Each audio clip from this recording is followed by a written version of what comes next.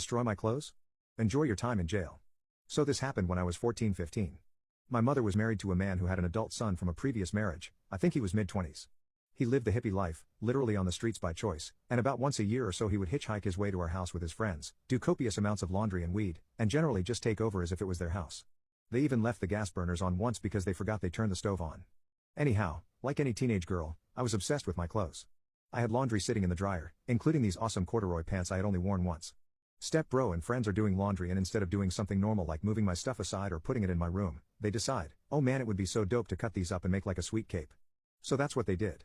I saw Step bro wearing this cape and recognized the material. Are those my pants? I exclaimed. They were in the laundry, man, you know, like finders keepers. I was furious and his dad wouldn't do anything about it. My mom was pissed because she had just bought these for me and they were pricey.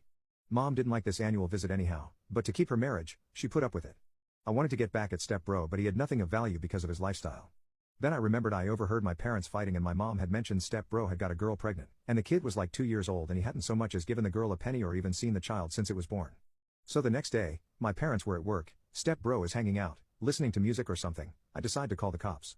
I wasn't sure what to say, but I told the dispatcher I knew of someone who might have a warrant out for failure to pay child support. Now before you say, how would a teenager know about that? Well, my birth father is a demon and was at one point nearly arrested for that same offense. The dispatcher asked the name of the person. I gleefully gave Step bro's name and they confirmed there was in fact a warrant out for him.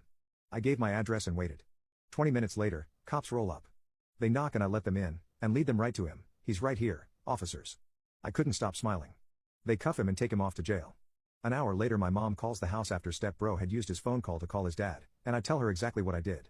She whispered, good job, but then pretended to loudly reprimand me as she was with stepdad. Stepdad couldn't get the fine and bail money together fast enough, so Step bro had to sit in jail overnight. Still makes me happy 20 years later to remember seeing him being taken away in a cop car. My mom luckily divorced that a hole and is now married to a very nice man.